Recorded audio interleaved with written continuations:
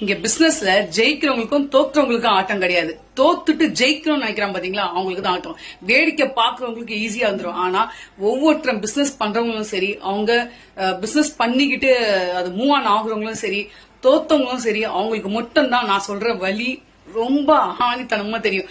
வந்தோம் போனோம் கூடாது, வந்து செஞ்சுட்டு போனோம் அப்படின்னு இருக்கணும்.